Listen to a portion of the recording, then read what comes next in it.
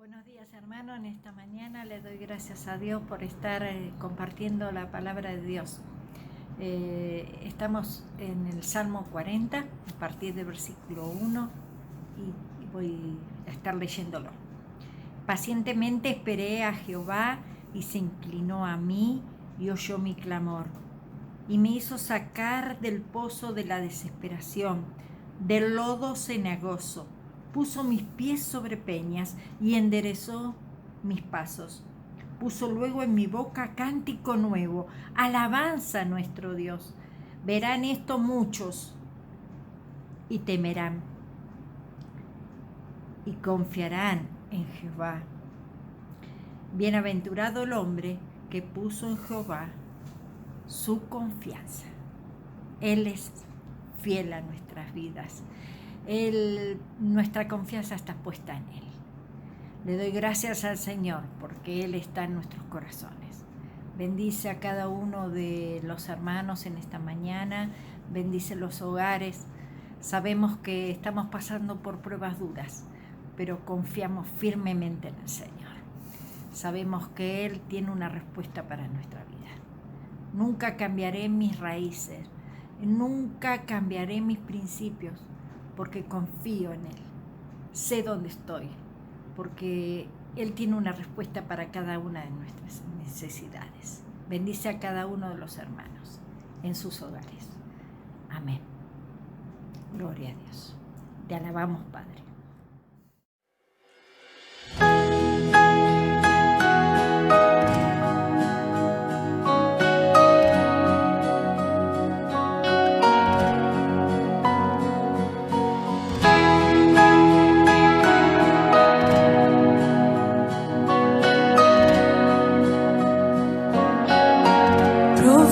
Es el amor de Cristo, más que el infierno y la maldad.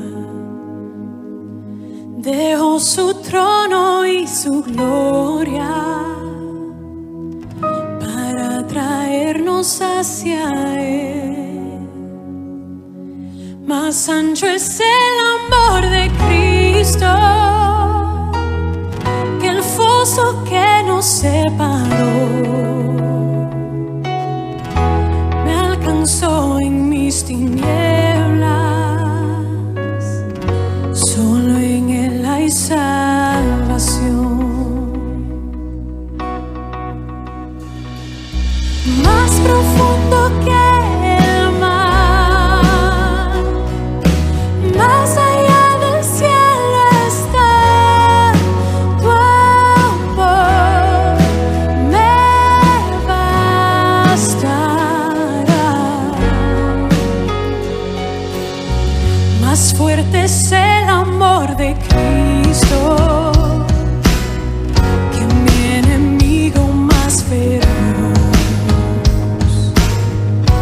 Me sostiene en la tormenta, las aguas no me cubrirán. Me guiará el amor de Cristo en el más hondo valle aquí. Me pastoreará por siempre y me guarda junto a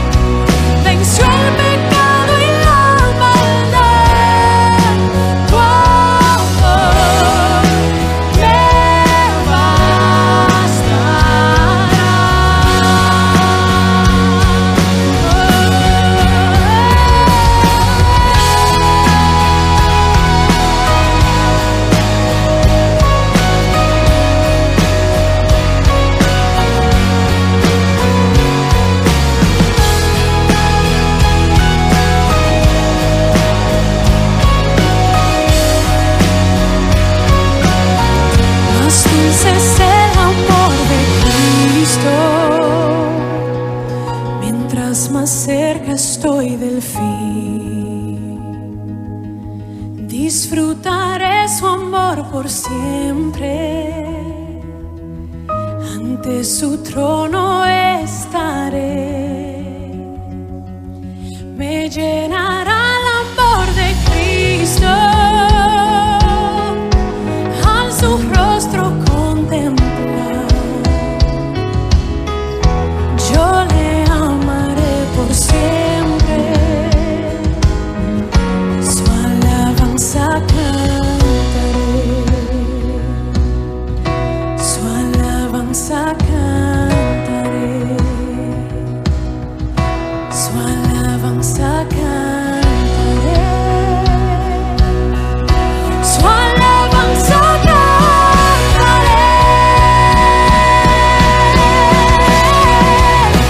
Más profundo que el mar,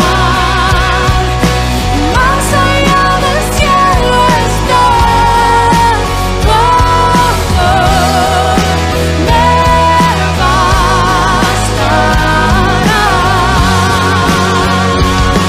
Más fuerte que la tempestad, venció el pecado y la maldad. Oh, oh, me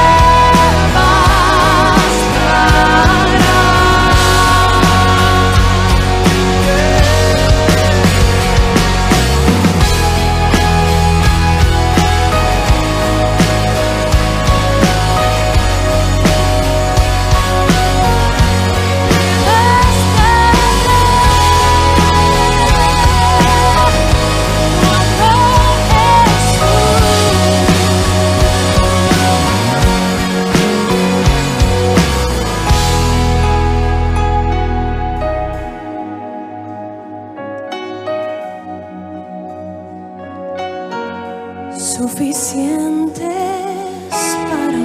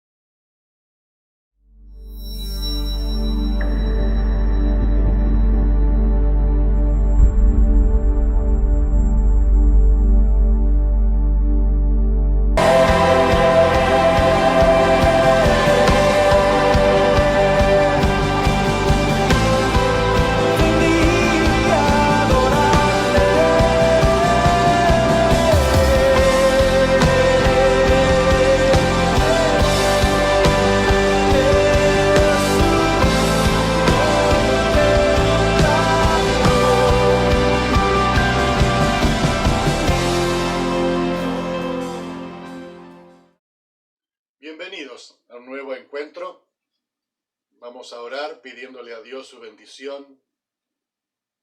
Padre, en el nombre de Jesús, rogamos que tú bendigas este tiempo de compartir tu palabra, que pueda ser para nosotros, de acuerdo a nuestras necesidades, una respuesta tuya, que pueda traer aliento, que pueda traer esperanza, que pueda abrir nuestros ojos a lo que tú dices, a lo que tú nos dices, a cada una de las familias que te buscan, que te buscamos. Nos sujetamos a ti y oramos pidiendo que tu Espíritu Santo obre en nuestros corazones, en el nombre y por los méritos de Jesús. Amén. Durante un tiempo estuvimos viendo acerca de las familias y hablamos de distintos aspectos de quiénes son los que guían nuestra familia, quiénes son los que marcan las pautas de la familia, de cómo construir una familia, cómo hacerlo en relación con el mundo. Y por ahí puede parecer que toda la exhortación de la palabra de Dios es para mantener una familia perfecta que nosotros no tenemos. En ocasiones, nosotros necesitamos lo que es el título de este mensaje, Esperanza para mi familia. Alguien dijo que un huevo frito no se puede desfreír. Si uno lo trasladara esto a la familia, quiere decir una familia que se ha formado en base a ciertas condiciones y que ha sido quebrada por algunas circunstancias, no puede volver a una situación de cero, a un reseteo en nuestra familia. Quisiéramos leer en la palabra de Dios, en el libro de Job, en el capítulo 1, dice el versículo 1, en la región de Uz había un hombre recto e intachable que temía a Dios y vivía apartado del mal. Este hombre se llamaba Job, tenía 7 hijos y 3 hijas. Después habla de que era dueño de muchos animales y tenía muchas propiedades, y dentro de estas expresiones habla de los hijos, que los hijos acostumbraban a turnarse para celebrar banquetes en sus respectivas casas e invitaban a sus 3 hermanas a comer y a beber con ellos. Y Job oraba por ellos y ofrecía holocaustos pensando que quizás ellos hubieran pecado en algo de lo que hacían. En un momento hubo un viento fuerte cuando ellos estaban reunidos, y dice el versículo 19, cuando de pronto un fuerte viento del desierto dio contra la casa, derribó sus 4 esquinas, y la casa cayó sobre los jóvenes, y todos murieron. Y el siervo que fue a contar dice, solo yo pude escapar para contarte a ti qué es lo que había pasado. Después de esta situación, dice el mismo libro de Job, al llegar a este punto, Job se levantó y se rasgó las vestiduras, se rasuró la cabeza y luego se dejó caer al suelo en actitud de adoración. Entonces dijo, desnudo salí del vientre de mi madre y desnudo he de partir. El Señor ha dado, el Señor ha quitado, bendito sea el nombre del Señor. A pesar de todo esto, Job no pecó ni le echó la culpa a Dios. Cuando termina el libro de Job, dice en el capítulo 42, el versículo 10, quitó Jehová la aflicción de Job cuando él hubo orado por sus amigos y aumentó al doble todas las cosas que habían sido de Job. Y bendijo Jehová el postrer estado de Job más que el primero, porque tuvo 14,000 ovejas y da toda la cantidad de ganado que tuvo, y tuvo 7 hijos y 3 hijas, aunque la Nueva Versión Internacional dice, tuvo también 14 hijos y 3 hijas. Y este es el relato que nosotros conocemos en la vida de Job, en historia que no es nueva para nosotros. Pero queremos tomarla para poder pensar en tres aspectos de nuestras familias, en la situación real que vivimos en nuestras familias. Primero, como la casa donde estaban los hijos de Job al principio del relato, la casa se derrumba.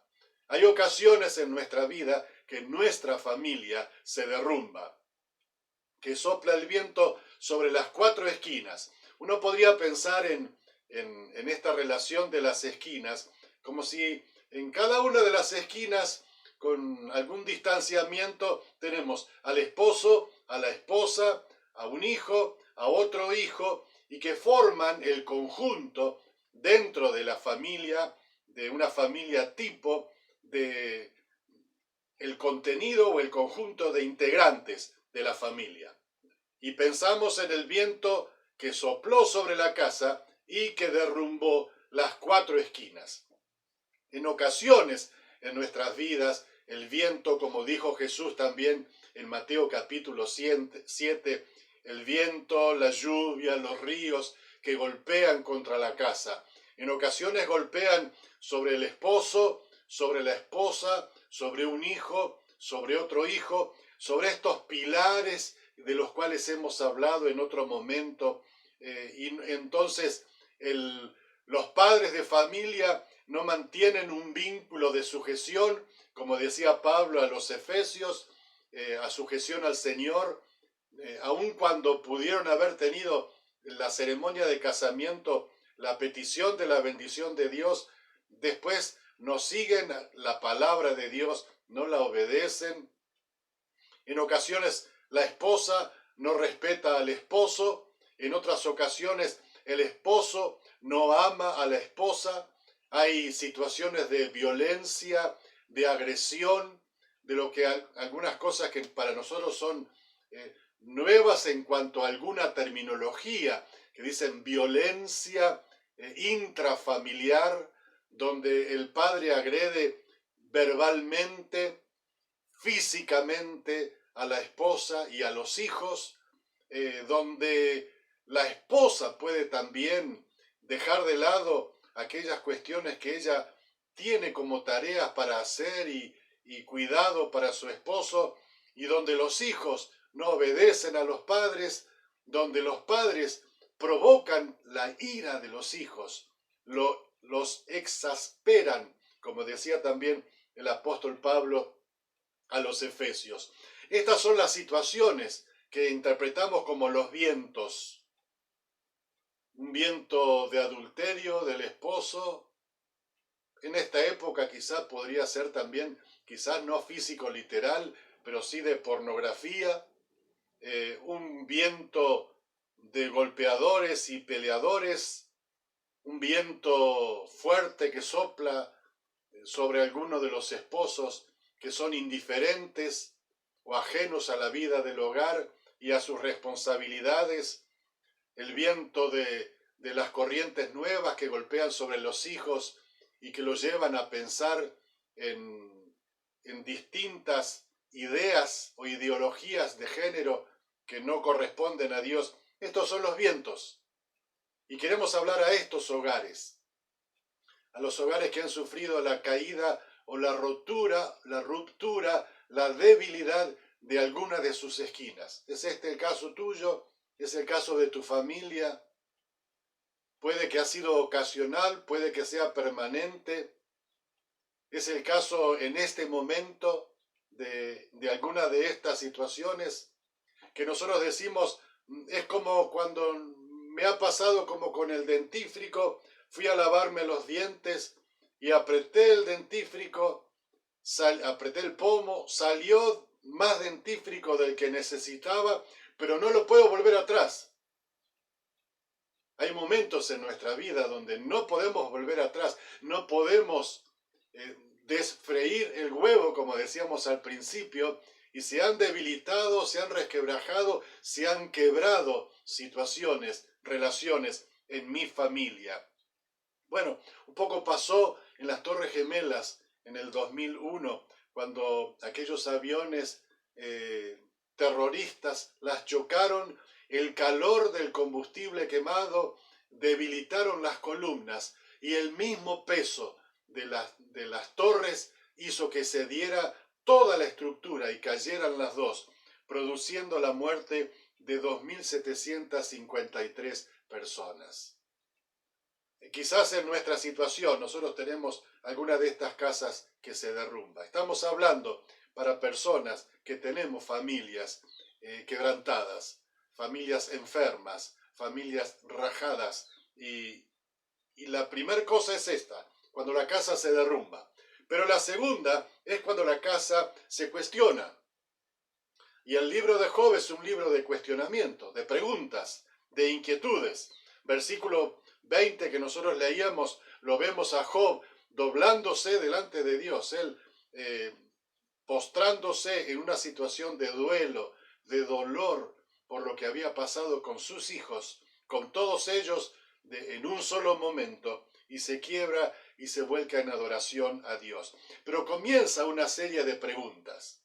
Se acerca después Satanás también para tentarlo, para probarlo, y le envía una enfermedad de llagas en su cuerpo, de úlceras, que desde la planta del pie hasta la coronilla.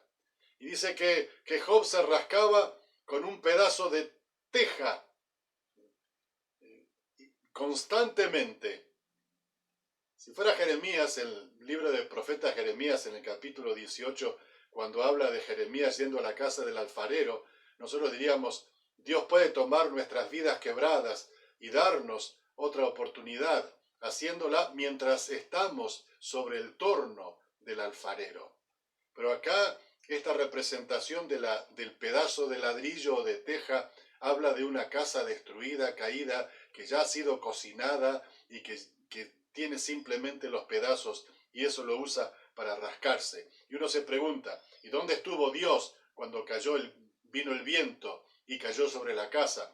¿Y por qué Satanás? Y si Satanás era el único culpable. Evidentemente, según lo que leíamos antes en el capítulo 1 de Job, Satanás pide permiso a Dios para las cosas que va a hacer y las tentaciones. Siempre Satanás está por debajo de Dios. Pero Dios algunas cosas permite en su soberanía sobre nosotros. A veces en nuestra vida empezamos a cuestionar y a criticarnos unos a otros en los integrantes de la familia. La esposa al esposo, el esposo a la esposa, alguno de los padres a los hijos a los padres, en una búsqueda o simplemente en un descargo de responsabilidades o de culpas. Pero este es el tiempo de la pregunta que nosotros tenemos. Necesitamos sinceridad y necesitamos objetividad. Cuando uno busca a Dios, debe hacerlo con mansedumbre, debe hacerlo en una actitud de diálogo con Dios, en oración y diálogo dentro de la familia. Quizás lo más triste es cuando hay una adicción. No estamos pensando en la droga, sino que cuando alguien calla y no dice lo que está viviendo y lo que está padeciendo. Es común hoy día pensar en los jóvenes y escuchar a alguien decir en esta frase, salí del closet. Y este salir del closet o del ropero, del armario, es confesar una tendencia en cuanto a la homosexualidad o lo que fuere, y decir, ya no lo guardo más, yo tengo un secreto, pero ya no lo guardo más. Y nosotros en ese momento nos desmoronamos, caemos como la casa de Job. Sin embargo, teníamos que haber pensado, previsto o no, antes en toda esta situación. Por eso el tiempo de las preguntas es bueno. Y lo que nosotros queremos decir es que hay un tiempo todavía para el diálogo, un tiempo de objetividad y de búsqueda. A Job, aparte de esto que le pasó, la esposa llega a cuestionarlo. ¿No es este el diálogo que queremos? La esposa que le dice en la enfermedad, ¿todavía mantienes tu integridad? Maldice a Dios y muérete. Un amor. Y Job que le responde y le dice, no le dice, sos una necia. Nosotros hubiéramos dicho así. Pero Job le dice, estás hablando como una mujer necia. Quizás la crisis, el momento, aún en esta época de encierro nosotros, de estar guardados, afecta nuestras emociones y nuestros pensamientos también. Y a veces hablamos como necios, todos lo hacemos.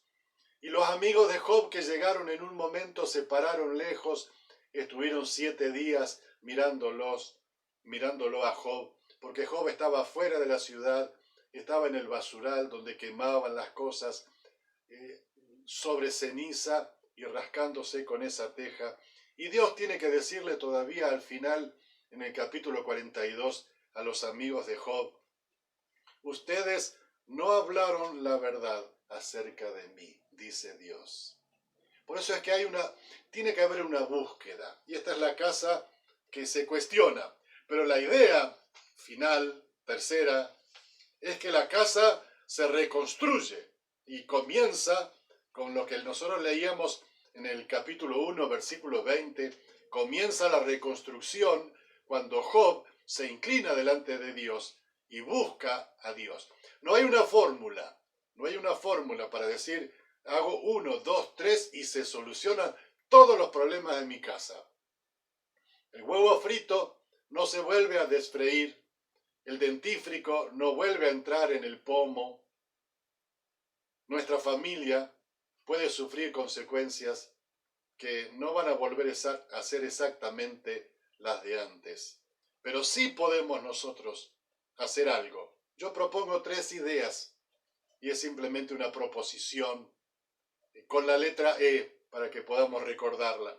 La primera es la de evaluar con objetividad, de buscar a Dios, de buscar la palabra de Dios, de buscar a alguien que desde afuera pueda decirnos, de buscar aún en el diálogo entre nosotros que ha estado mal dentro de la familia, con todos los integrantes, dando oportunidad aún a nuestros hijos para que nos digan en qué nos equivocamos como padres y que podamos pedir perdón. Nadie es menos por pedir perdón. Todos somos más y mejores por pedir perdón, porque todos nos equivocamos. No existe eso de amar es no tener que pedir perdón, porque todos nos equivocamos y todos tenemos que pedir perdón. Y en el buscar, como alguien que se le ha caído la casa y que al día siguiente comienza la reconstrucción y separa por un lado las chapas, las que sirven y las que no sirven, los tirantes, los ladrillos que están enteros de los que están partidos, y va ordenando todo para volver a reconstruir. Así tenemos que hacer. Y esto es una evaluación. ¿Qué sirve de lo que hicimos? ¿Qué no sirve y qué ha quedado destruido? ¿Cómo reconstruimos nuestras relaciones? ¿Cuáles son las responsabilidades que podemos confesar? No de achacar al otro para pelear, sino de poder decir qué pasó, qué hicimos que estaba mal.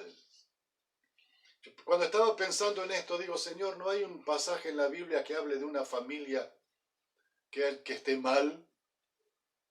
Y el Señor me dijo, no hay uno, hay un montón. Y por eso es que hay esperanza. Y esta es la segunda. Evaluar, pero evaluar con esperanza. Por ejemplo, el Señor llevó mi pensamiento a la genealogía en Mateo, cuando generalmente se nombraban a los hombres. Pero Mateo coloca allí en la lista a 5 mujeres.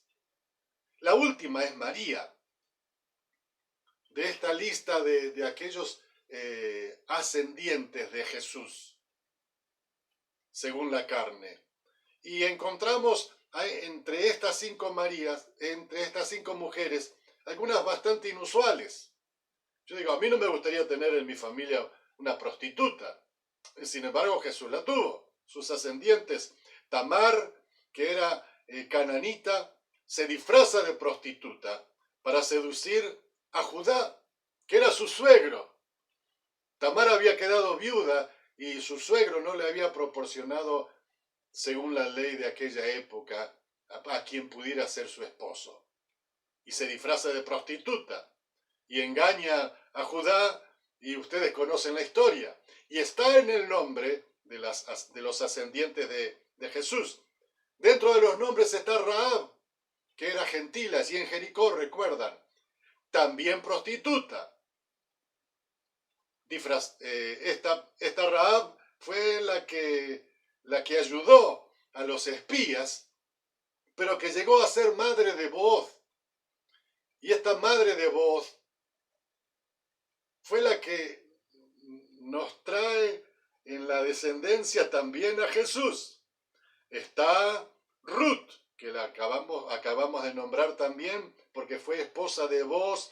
Y Ruth fue moabita, no era israelita, y era adoradora de los ídolos. Sin embargo, fue la que se apegó a Noemí cuando Noemí tuvo otra crisis. Casi no hay familia con alguna esquina quebrada. Cuando muere Eliezer y sus hijos, Malón y Kelión, y ella vuelve después a Belén, allí Ruth la acompaña y se casa con Booz.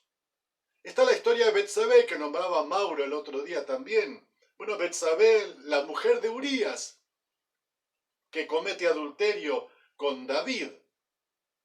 Y bueno, cada una de las mujeres es una lección sobre la manera en que obra la gracia de Dios. Pero no queremos nombrar solamente a las mujeres, porque también, y dentro del relato está la vida de David, que fue un excelente rey, un conquistador, pero puertas para adentro en su hogar fue un mal padre, un mal ejemplo a seguir dentro de los hogares.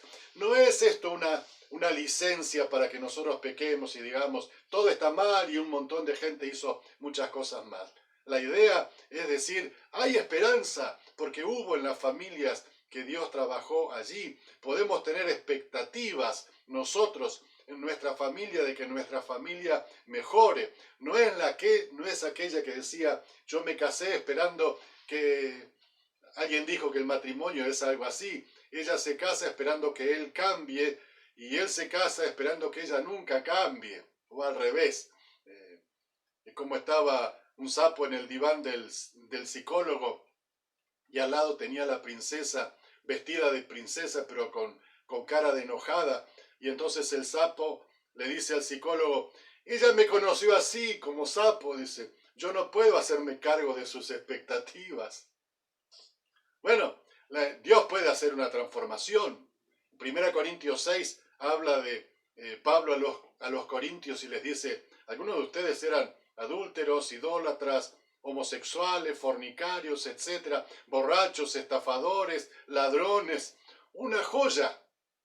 Pero les dice el apóstol Pablo, varios de ustedes el Señor los lavó, le lavó los pecados, los santificó y los justificó. Dios los cambió. Dios puede cambiar y Dios puede mejorar nuestras vidas. Aun si nosotros hemos elegido mal y las cosas están mal, Dios puede ayudar y Dios es el que nos da esperanza. Es el Señor Jesús que le dijo a la mujer samaritana, bueno, ve, llama a tu marido y ven. Y ella sorprendida le dijo, no tengo marido. Jesús le dice, sí, bien has dicho, no tengo marido, porque 5 maridos has tenido y el que ahora tienes no es tu marido. Pero ella fue y volvió, su vida fue transformada. La mujer adúltera, que es traída cobardemente por hombres, que no trajeron al otro hombre que estaba con la mujer, que merecía la misma pena, pero trajeron solamente a la mujer. La sociedad estuvo mal muchas veces, por no decir siempre, y entonces Jesús, cuando dice que esté sin pecado, tire la primer piedra, y nadie lo hace y todos se van, Jesús le dice a la mujer, ninguno te condenó, ni yo te condeno, vete y no peques más. La idea es que aunque hayamos pecado, Dios nos perdona, pero nos manda con el poder y con la fuerza para no volver a pecar, para mejorar, para crecer. Si uno estuviera viviendo en un concubinato o viviendo en adulterio, la solución es legalizar. Nosotros muchas veces hemos dicho de poner en orden, porque Dios bendice el orden. Dios no puede bendecir el desorden. Pero cuando uno está desordenado, uno dice, Señor, me alejo de ti porque estoy desordenado. Vengo a ti porque tengo esperanza en vos, que vas a ayudarme en mi búsqueda del orden. Y hay muchos que han sufrido. William Barclay decía en su comentario cuando habla acerca del divorcio y habla de cuál es la causa del divorcio. Es muy complicado porque dice por alguna cosa indecente. Entonces interpretaban los fariseos que era la cosa indecente que permitiera que uno le diera la carta de divorcio a la esposa. Siempre es la mujer objeto de las acciones. El hombre deja cuando quiere a la mujer.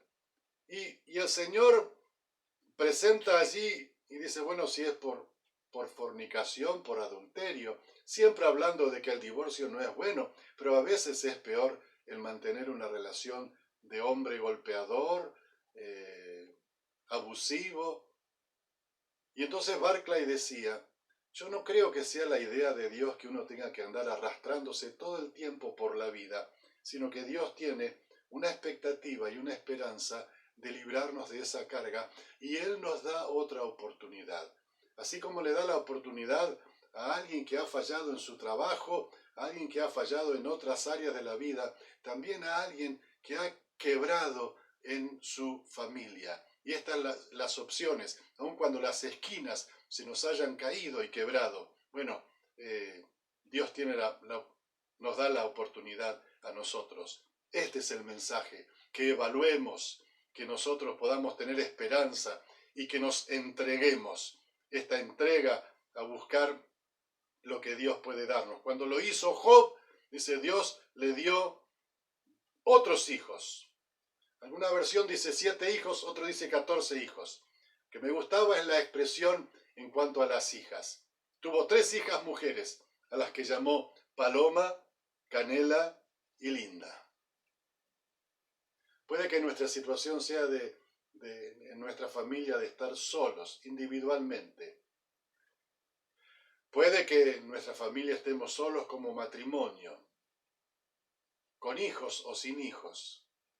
Que parte de estas esquinas de esposo, de esposa, de hijo, se haya quebrado, se haya caído. Pero nosotros tenemos esperanza.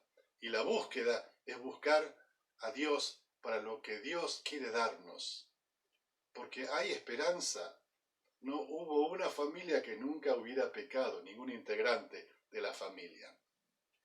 Cuando pensamos en algunas situaciones de estrés y de quebrantamiento, en honestidad, porque a veces alguien decía que no hay mayor soledad de la que vive un matrimonio bajo el mismo techo, pero sin hablarse, sin una buena comunicación, que aparentemente desde afuera todo está bien, pero uno sabe íntimamente que las cosas no están así. Para terminar, pienso en una señora.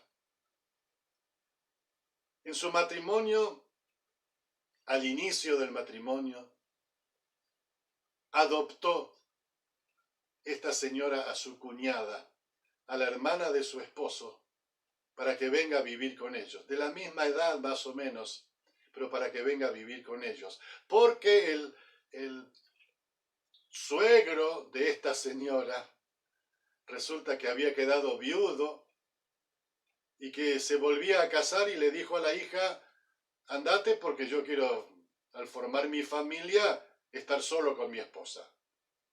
Y esta señora, de la que nombramos, la adoptó, la recibió. Y entonces su matrimonio fue un matrimonio que incluyó a la cuñada. Primer quebrantamiento, porque allí no es lo mismo un matrimonio, una familia de esa forma. Segundo lugar, sufre la pérdida de una hija muy pequeña, de un bebé. Y si uno no puede explicar la pérdida de un adulto, menos va a poder explicar la pérdida de un bebé. Luego tuvo 2 hijos más, un varón y una nena. El esposo padeció el quebranto económico. Un hombre muy trabajador y muy próspero dio ayuda a un familiar que lo estafó, literalmente, con todo lo que conllevaba esa estafa. Producto de toda esta situación, el esposo de esta señora que estoy nombrando enfermó y murió. Es decir, que esta señora quedó viuda más o menos a los 60 años, por allí. La conozco, porque yo me casé con la hija. Y esa es mi suegra, Anita Ferraro. Nunca la escuché quejarse. Muchas veces la escuché alabar a Dios, en oraciones y en cantos. En sus manos siempre había un plato, y en su falda siempre había un delantal. Ella traía algo para comer y sus pies nunca dejaban de moverse. Vio a 5 nietos, Germán, Martín, Marina, Sebastián y Gabriel, y a varios bisnietos también. Le hubiera gustado ver todos los bisnietos que tiene ahora. Un amor de mujer, mi suegra, Anita Ferraro. Un ejemplo para mi vida de familias quebradas con viento norte, sur, este, oeste, pero firme para servir al Señor y para honrar y alabarle. Y Dios la bendijo por eso. Alguien contaba acerca de la esposa que llegó y le preguntó, un hombre le preguntó al otro, bueno, me enteré que perdió a su esposa. Y él le dijo, no la perdí a mi esposa. Uy, disculpe, me dijeron que había fallecido. Ah, le dice, sí, mi esposa falleció, pero yo no la perdí. Está en el cielo con el Señor. Yo sé dónde está. Creo que este es el caso de poder decir, bueno, vamos a hacer una evaluación de nuestra familia, vamos a hacerlo con esperanza y vamos a hacerlo con una entrega al Señor. Vamos a orar, vamos a hablar. Estas son buenas decisiones. El no hablar es la adicción. Vamos a actuar para ser mejores, para cambiar. Vamos a pedir perdón y vamos a esperar en el Señor. ¿No quisieras para tu familia también esto?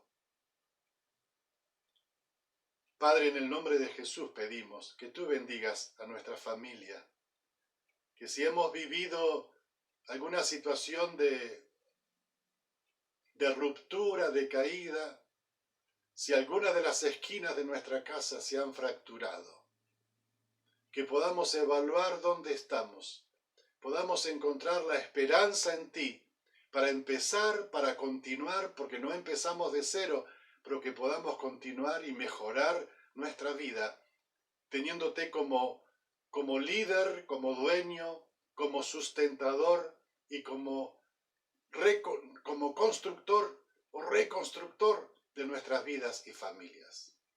No nos reinventamos en el sentido de que hacemos algo nuevo.